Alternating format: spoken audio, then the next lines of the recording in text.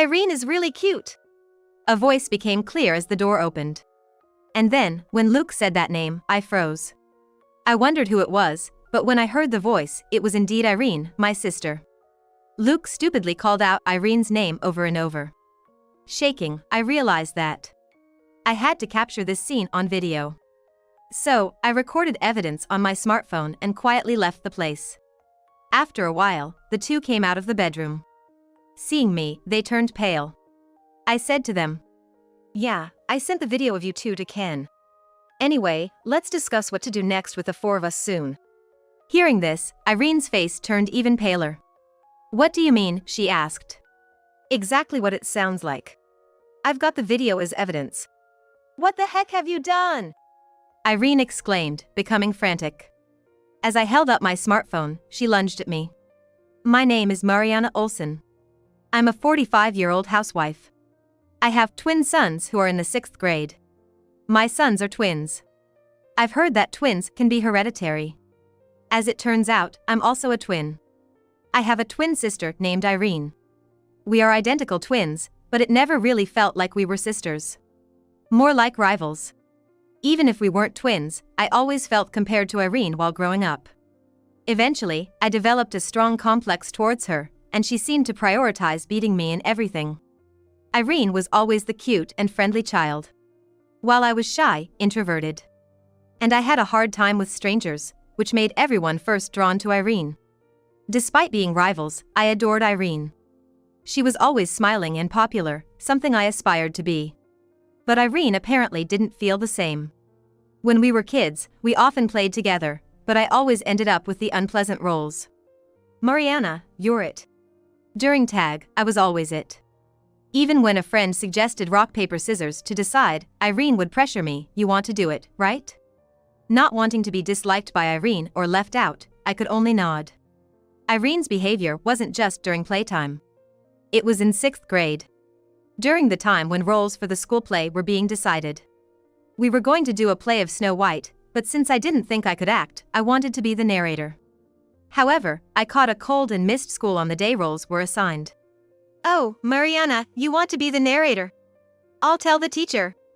Irene said she would tell the teacher for me, so I trusted her and felt relieved. But when I returned to school after recovering, to my surprise, I found out I was cast as the lead role. "Why am I the main character?" I was shocked and asked a friend. Then, my friend said something unbelievable. Irene said Mariana wanted to be the main character. "What? I didn't say that." "But it's already been decided." It seemed that, entering adolescence in 6th grade, no one wanted to play Snow White due to shyness. So, I, who was absent, was chosen for the role. My usual quiet demeanor led the teacher to wonder why I would want to be the main character. "Did Mariana really say she wanted to do it, Irene?" The teacher double-checked. "Yes, she wants to, but she's too shy to volunteer. Please let her have this chance." But Irene had recommended me for the role as if she was doing me a favor. I cried, pleading that I couldn't do it and didn't want to. However, everyone else's roles were already decided. Scolded by the teacher and parents, I somehow managed to try my best. Thanks to that effort, the play was a great success. The teacher, my parents, and friends all said, "You did great." But Irene was the only one looking at me displeased. "Anyone could have done that. It's silly to get all that praise for something so simple," she would say, speaking harshly. That was the moment I realized Irene disliked me. From then on, Irene stopped inviting me to play. At first, it made me sad, but then I realized I was no longer being forced into unpleasant roles. I made good friends and began to enjoy myself. In middle school, many didn't even know Irene and I were twins. We hardly spoke at school and didn't look alike. I requested not to be in the same class as her, and I was enjoying my time. But one day, as I was studying for exams, Irene came to talk to me. "Are you studying?" "What for?" "For the test, remember? It's tomorrow. Studying that hard is just a waste, you know." Irene always had a way of manipulating me to do what she wanted. But I don't want everything to go Irene's way. For the first time, I talked back to her. "I want to keep getting good grades to earn a scholarship for college. How do you know it's impossible? If you don't want to study, Irene, then don't." but don't bother me. I quickly looked away and returned to my textbook. Huh? What's with that attitude towards your sister? Irene, angered at being talked back to, grabbed my textbook and threw it on the floor. What are you doing?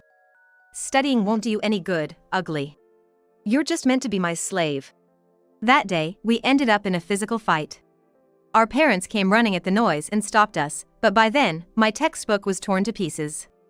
But more than that, my heart was shattered, hearing Irene's true feelings about me. To her, I was just someone convenient to push unpleasant things onto. I realized clearly that Irene saw me as her slave. But I didn't give up and continued studying.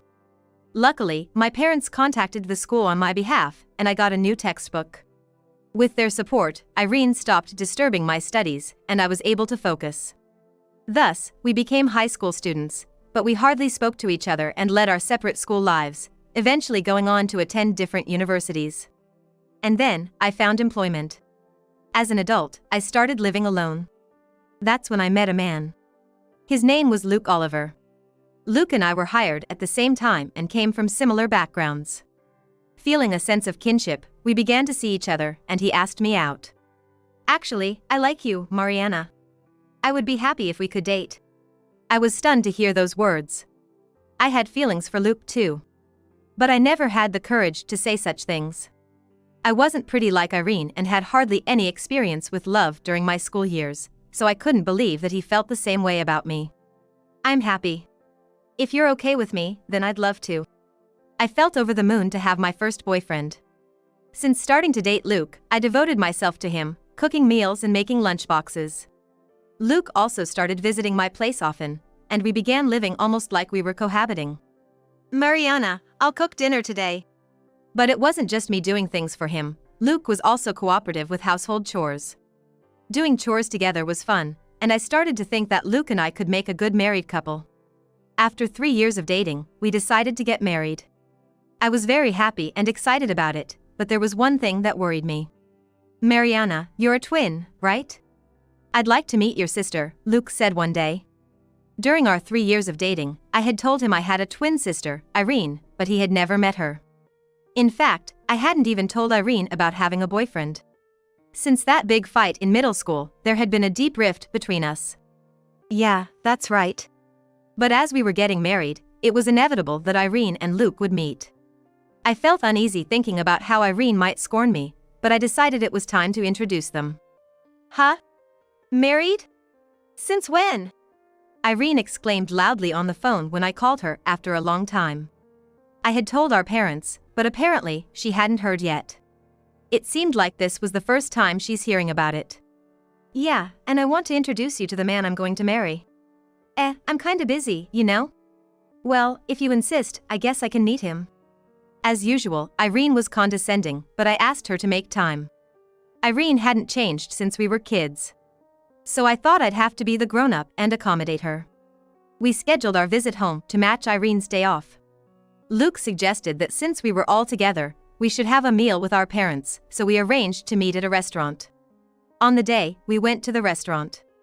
But even when the time came, Irene was nowhere to be seen. Irene is late. She said she'd be on time. Sorry, Luke. It's totally fine. She'll probably be here soon. Let's wait a bit. Both my parents and I felt sorry for Luke. Then, 15 minutes past the agreed time, Irene arrived in a flashy dress. Sorry, did you wait? We did wait. And what's with that outfit? Well, it's kind of like a meet and greet, right? I thought I should dress up. I was just dumbfounded at her. Not just me. Even our parents could only give a wry smile.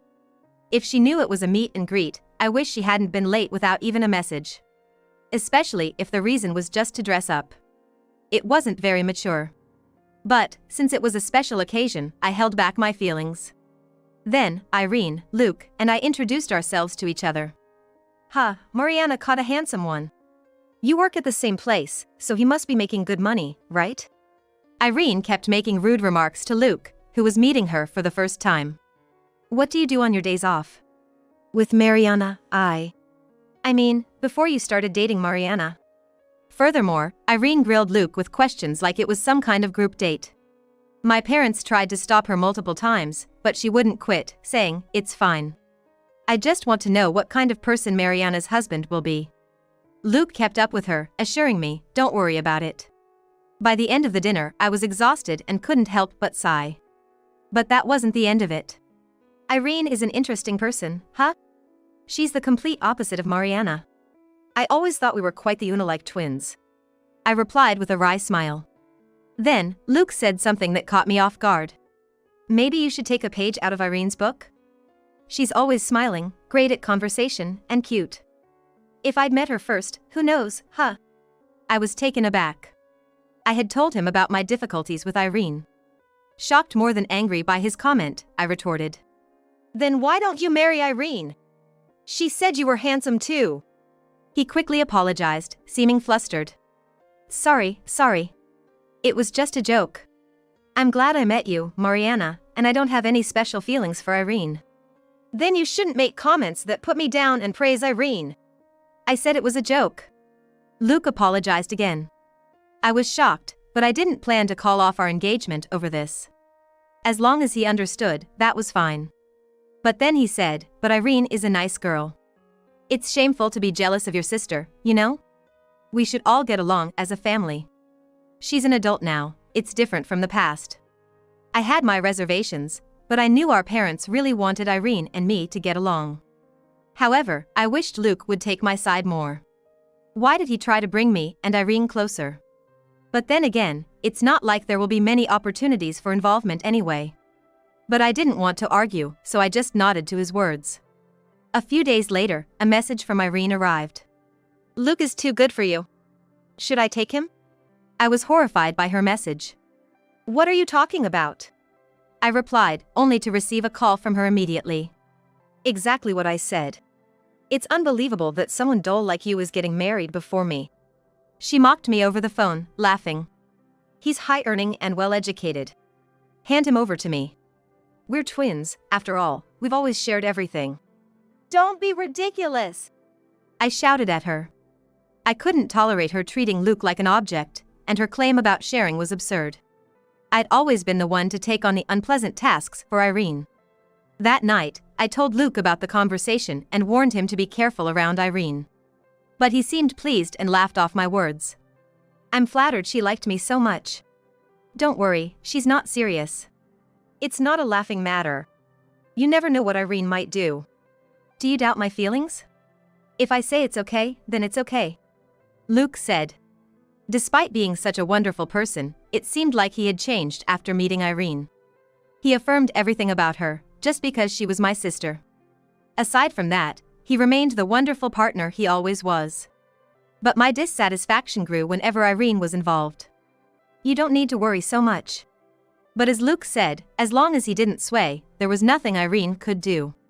I realized that being disturbed by her words meant I didn't fully trust Luke. Indeed, I was admonished like that. It was certainly true. So, I decided to trust Luke and ignore Irene's words. Even though Irene continued to send me snide messages, I chose not to respond. Fortunately, Irene didn't do anything to Luke and me, and I prayed for a happy married life with him. Years later, when I was over 40, my parents informed me that Irene had gotten married. By then, I had blocked her number and we weren't in contact. We occasionally saw each other at our parents' house, but every time I met Irene, she berated me. Nearing 40 and still unmarried, Irene seemed to take her frustrations out on me, and it appeared she was avoiding me. Given her age and, more importantly, her difficult personality, Irene faces challenges. I thought Irene might never marry, but she found someone and I was genuinely happy for her. I realized how awful I was to Mariana when she got married, after I got married myself. Irene apologized through our parents. We started communicating again. And Irene had become much calmer. Almost like the sister I used to love. I never thought I'd see the day when we could laugh together again, so I was very happy. Irene introduced me to her husband. He was about 5 years older than us, named Ken Green. He seemed to really care for Irene, which was reassuring. Now that both of us were married, Irene and I grew closer. Our parents were very happy to see us getting along. I wanted to make up for the time we had been distant. Several more years passed, and one day, I felt sick at work and decided to go home early. Luke was out on a business trip, so I left a message with a colleague. I returned straight home. When I got home and entered the house, I immediately sensed something was off. It felt like someone was inside, even though the house should have been empty. Could it be a burglar? With that thought, I quietly entered the house. Listening carefully, I heard sounds and voices coming from the bedroom. Holding my breath, I stood in front of the bedroom door. Inside, I heard Luke's voice. But I couldn't bring myself to speak. The voice drained the blood from my face. It was unmistakably the sound of something intimate happening. Moreover, there was the creaking of the bed. Even without looking inside, it was clear what was happening, and my hands trembled. However, if Luke was cheating, I had to catch him in the act. With my smartphone in hand, I quietly opened the door, trying not to be noticed. But what I saw in the bedroom was an even more shocking truth. "Irene, you are really cute." A voice became clear as the door opened. Luke's voice uttering that name made me freeze. Thinking about it, the female voice was indeed Irene, my sister. Luke stupidly repeated Irene's name. Trembling, I captured the scene on video and quietly left. I sat in the dining room for a while, stunned. I was supposed to have left work early because I was feeling unwell, but the shock made me forget all about it. In a daze, I just sat there with my smartphone, waiting for this nightmare to end. Then, a few minutes later, the bedroom door opened. "Okay, I'm heading back to work." "Lock the house, okay?" "All right." "Can't wait to live together soon." Hearing this, I quickly stood up. Luke and Irene noticed the noise in the hallway and our eyes met. "Mariana! Why are you here?" Luke exclaimed, turning pale. "Why am I here? This is my house, right? More importantly, why is Irene here? Aren't you both supposed to be at work?" Irene hesitated for a moment, then smirked defiantly. "Why? You knew, right? Do you want me to spell it out?" "Irene!" Luke tried to stop her, but Irene was relentless. "I've always hated how you look down on me. Happiness and Luke don't suit you at all. I'll take them all for myself." Then, she said those words defiantly. I just smiled. "Okay. Then I'll give you Luke." "Mariana! But don't think you can take my happiness away." Annoyed by my response, Irene glared at me. I continued, addressing her directly. "Yeah, I sent the video of you two to Ken. Anyway, let's discuss what to do next with the four of us soon." As I said this, Irene's face turned deathly pale. "What? What do you mean?" "Exactly what it sounds like. If you want Luke, then Ken should know about this too, right?" "What have you done?" Irene became nearly hysterical, lunging at me. "Calm down, Irene! How can I calm down?" Luke tried to intervene and stop Irene. But she was beyond reasoning. At that moment, Irene's phone in her bag rang. She froze at the sound. "Oh, isn't that a call from Ken?" Irene, pale-faced, hesitantly looked at her bag. But made no move to answer. The sound of the phone echoed in the quiet room. After a while, it stopped, and then my phone rang. "See? Irene didn't answer, so he's calling me now." "Mariana! I'm really sorry. Please forgive Irene. Please put in a good word with Ken. If not, Irene will lose everything." Luke, for some reason, began defending Irene. Irene started crying miserably next to him. She was acting like a tragic heroine. What Luke said made sense. Actually, Ken was Irene's husband and also the president of the company she worked for. If her infidelity was revealed, divorce and losing her job were possibilities. Especially since it's working hours now. But I had no sympathy.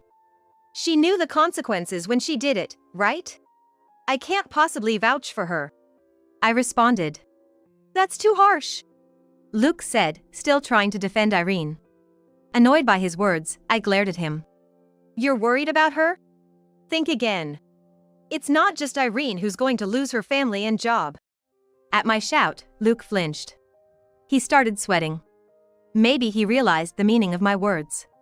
"Just so you know, I've sent the video to your department's email address at work too." "What have you done?" The call from Ken had already ended. Luke and Irene stood there, still with looks of despair on their faces. After kicking both of them out of the house, I called Ken. Sorry to bother you during work. It's about the video, right? Yeah. He is Luke, isn't he? Yes. I replied quietly to Ken's gentle voice. I'm sorry. I asked for this. He said. Actually, Ken had confided in me that something seemed off with Irene. The old Irene might have done something like this, but I believed the current Irene truly loved Ken. I didn't think she would cheat, and I had told Ken as much. But he had asked me to gather evidence if Irene ever did something wrong. That's why I think I was able to film calmly. Please don't apologize. I'm glad I could capture Luke's infidelity. If you hadn't asked me, I probably wouldn't have thought to stay calm and do such a thing. I told Ken. I'd be lying if I said I wasn't shocked. It's devastating enough to discover infidelity, let alone with one's own sister. I was the one who wanted to be hysterical. My sons will be home soon, so let's talk another day. I told Ken and ended the call. Tears streamed down my face, but for my sons and for my future, I knew I had to be strong. I went through the day as usual. And when my sons had settled down for the night, Luke came home. You're late. Were you with Irene? I asked. Luke, clearly upset, snapped back at me. Because of you, I got called into HR. They're going to decide my punishment later. What are you going to do about it? I couldn't help but laugh at Luke, trying to make me the villain for his own actions. It was a waste to have cried over such a person. Nothing. Do whatever you want. Do you understand? If we divorce, I'm taking the kids. Are you still going to divorce me? Luke's statement, using our sons as leverage, only made me more contemptuous. What are you talking about? You think you'll get custody after likely losing your job? The divorce is final. Don't be ridiculous. Keep the foolishness to your actions only. Luke was speechless, as expected. Of course. Infidelity during work hours at our home, such a person would undoubtedly face dismissal. He still didn't seem to grasp the foolishness of his actions. If that's the case, he's incredibly foolish. I'm moving out tomorrow. Wait. We can still work this out. It was just one affair, forgive me. Luke, facing my firm stance, started to beg and apologize. Just once. I asked back. According to Ken, Irene had been acting strangely for several months. Ken is mostly out on sales visits, so it was entirely possible he had been coming back to our house during the day. Just once. Luke's weak reply to my question. His eyes were evasive. His lack of confidence in his answer made it clear it wasn't just once. Pursuing it further felt pointless, so I ended the conversation. The next day, I told my sons about Luke's infidelity. They are already in the 6th grade of elementary school. They should understand that hurting and betraying others is wrong. They asked for some time alone to talk and went to their room. Shortly after, they came out with their bags and said, "Mom, we're on your side." I couldn't help but cry. They comforted me with smiles, even as I apologized again. Then, we moved back to my parents' house. My parents were speechless when they heard about Irene and Luke's actions. They had been happy that Irene and I had become close again. My mom, in tears, apologized, saying, "Irene hasn't changed after all. I'm sorry for always making you endure. Cut ties with both Irene and Luke. We'll keep minimal contact with Irene," my dad said, which was a relief to me. From that day, I started commuting to work from my parents' house. Luke was apparently under temporary suspension from work and kept calling me, but I ignored him. Eventually, he began sending messages day and night. "I love you, Mariana. Let's live together happily as a family of 4 again. I was wrong. I was just deceived by that woman. I don't know how to live without you." I was almost fooled for a moment, but my son's laughter at the messages helped me see their ridiculousness. However, ignoring him wasn't a long-term solution. Eventually, I had to meet him for the divorce papers. I arranged to meet Luke at a cafe on the weekend. Deciding to meet at the cafe instead of meeting at home was based on Ken's advice. He mentioned that it's better to have discussions in a public place where there are other people around, as it helps in keeping the conversation calm. When Ken and Irene also gathered at the cafe, I noticed that Irene had become gaunt and looked almost like a different person in just a few days. She must have been rejected by Ken. Serves her right. Now, Irene and Luke, please submit the divorce papers. Irene seemed reluctant to divorce. Ken spoke to the two who were refusing divorce. Ken, it's a misunderstanding. It's your choice to divorce, but we are not getting a divorce. Still saying that? My sons and I no longer consider you family. I told the persistently denying Luke. Ken sighed deeply. We can go to court, but it's clear you both will lose. Adding legal fees to the alimony, won't it become a huge burden for you? Alimony? Of course. You both betrayed your families. Irene, you betrayed me and Mariana. Luke, you betrayed Mariana and me. You'll have to pay a fair amount in alimony. Irene started trembling silently. Her silence and gauntness now made sense. This was the reason. How can I pay? I might lose my job. Luke stammered in protest. You brought this on yourself. Besides, you'll also have to pay child support for both kids. Oh, that's right. Irene. I chimed in, making Irene flinch. You wanted to live together, right? You can get married and live in that house. I laughed loudly. Don't forget the mortgage. Luke seemed to suddenly remember about it. He probably forgot about the existence of the mortgage. Both of them sat silently in front of the divorce papers, sweating profusely and looking pale. Afterward, with a lawyer introduced by Ken, I successfully filed for alimony and child support and got divorced. Despite his initial resistance to divorce, Luke quickly proposed to Irene after our divorce was finalized. I knew he had always been fond of Irene. When did their affair turn serious? Hearing this, I felt utterly pathetic. Meanwhile, Irene, genuinely in love with Ken, the president of her company, was dumped and, as expected, lost her job. Why did she get involved with Luke despite her love for Ken? Left with lingering questions, I asked Ken. He hesitantly revealed. Actually, for several months, she's been complaining about you, Mariana. What? Saying things like, she's useless but got married and even has kids. Such luxury. Could it really be for such a reason? It made sense, considering Irene's character. But the idea of her going to such lengths just to harm me was chilling. I consulted you because I was worried she might harm you. But I never imagined she'd end up with Luke like this. I'm really sorry. Ken apologized, looking regretful. It's okay. It's over now. And Luke is to blame too for falling for her. And with that, the discussion ended. Ken and I agreed to keep in touch for ongoing alimony and legal consultations. According to him, the two, burdened with a hefty alimony, ended up marrying and living together. Irene was disowned by her parents and had nowhere else to go. With no family left, she reluctantly accepted Luke's proposal. From what the lawyer told me, Irene couldn't accept that she was forced to divorce Ken and marry Luke, whom she didn't love, and she blamed me for it. The lawyer chuckled bitterly, saying that every time he called, he was greeted with Irene's verbal abuse. Though I felt sorry for him, Ken's presence meant he continued to support me diligently. It seemed I would still need his assistance for a while to ensure alimony payments. 5 years later. The alimony and child support payments were being made properly, and my emotional wounds had mostly healed.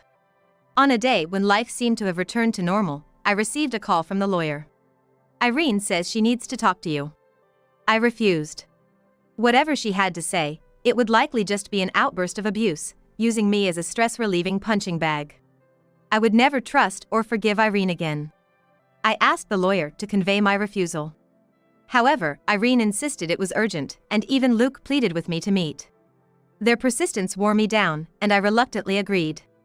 But I didn't have the courage to meet them alone, so, feeling a bit guilty, I contacted Ken after a long time.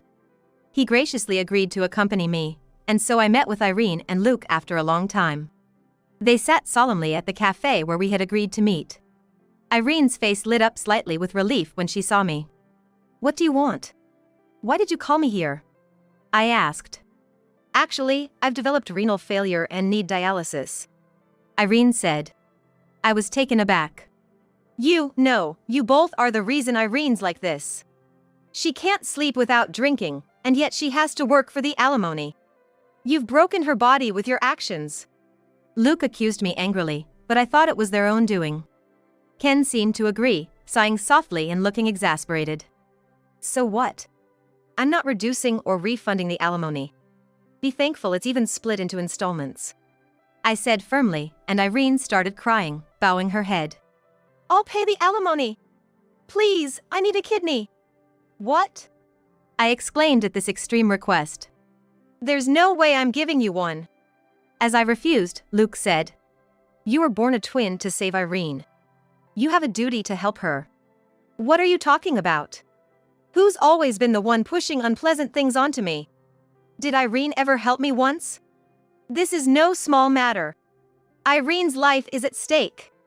Luke shouted angrily. Irene wept and begged, apologizing, while Luke insulted me as being heartless and coercively demanded the transplant. At that moment, when it seemed like they were blaming me, Ken spoke up. If you need dialysis, then do it. Do you know how hard dialysis is? And do you know how hard transplantation is? Why should she risk her life for Irene? Ken's words silenced them. I was relieved by Ken's timely intervention and caught my breath. Besides, Irene, you repeatedly called Mariana useless. Isn't it too convenient to ask for help only when you're in trouble? But that's because... Irene, you destroyed Mariana's happy life. Mariana has no obligation to save Irene's life. Irene broke down crying, and Luke was at a loss for words. They probably thought I would surely give up my kidney. If I had been alone, I might have been persuaded. Ken saved me again. Well then, take care. Oh, and don't forget this month's payment. I said aloud and left the table. Whether they call me heartless or a devil, I can't forgive them. I don't know what kind of life they'll lead from now on, but I hope they never forget their actions and reflect on them. It seems they both work part-time, and with Irene unable to work properly, their finances are in trouble. But it's karmic retribution. Their actions brought this upon themselves. Their atonement won't end until they properly pay the alimony. I think so. I continue to live happily with my parents and sons. My parents don't even mention Irene's name anymore. However, it seems that they are happy to see their twin grandsons getting along well. I am happy to see that the bond Irene and I couldn't establish seems to exist firmly between my sons. I've kept in touch with Ken. He's a good person, always thoughtful and supportive. He seems to have feelings for me, but I'm not ready to respond yet. I don't want to disturb my sons any further. But in a few years, my sons will become adults. I hope that, in the future, I'll have the opportunity to think about my own happiness again. That's what I'm hoping for.